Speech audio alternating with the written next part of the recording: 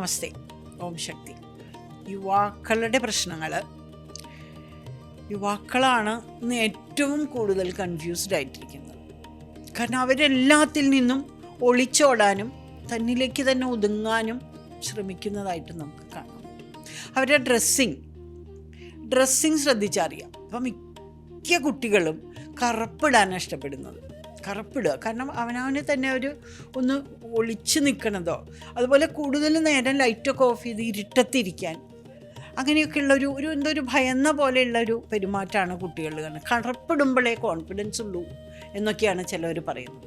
ആ കറുപ്പിനോടുള്ള ഭയങ്കരമായിട്ടുള്ളൊരു ആസക്തിയായിട്ട് കുട്ടികളിൽ, അപ്പോൾ നമ്മൾ പെട്ടെന്ന് ഒരു 10 കുട്ടികളെ എടുത്താൽ ഒരു 8 കുട്ടികളും കറുപ്പാണ് ഇട്ടിരിക്കുന്നത്. അപ്പോൾ യുവാക്കളുടെ പ്രശ്നങ്ങൾ ഇതിൽ നമ്മൾക്ക് കല്യാണം കഴിഞ്ഞ കുട്ടികളെ നോക്കാം.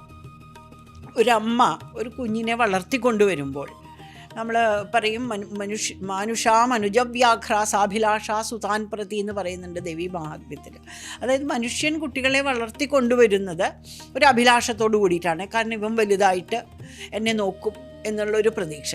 അത് പക്ഷിമൃഗാദികളെക്കാൾ നീചമായിട്ടുള്ള പ്രതീക്ഷയാണ്. പക്ഷികൾക്ക് വിശപ്പാണ് പക്ഷികളുടെ ഏറ്റവും വലിയ ദൗർബല്യം. അങ്ങനെ വിശന്നിരിക്കുമ്പോഴും ആ കുഞ്ഞിൻ്റെ വായിലേക്ക് ഇര വെച്ച് കൊടുക്കുമ്പോൾ ആ പക്ഷി പ്രതീക്ഷിക്കുന്നില്ല, ഈ കുട്ടി വലുതായിട്ട് എനിക്ക് ഇര തേടി തരുന്ന പക്ഷി പ്രതീക്ഷിക്കുന്നില്ല. പക്ഷെ മനുഷ്യരങ്ങനെയല്ല. മനുഷ്യർക്ക് മക്കളെ പ്രതി ഒരു പ്രതീക്ഷയുണ്ട്.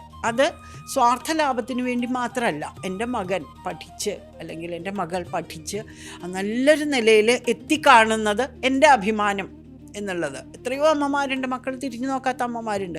പക്ഷെ അവർ മക്കളുടെ ഉയർച്ചയിൽ അഭിമാനിക്കുന്നവർ തന്നെയായിരിക്കും. മനസ്സിലായില്ലേ?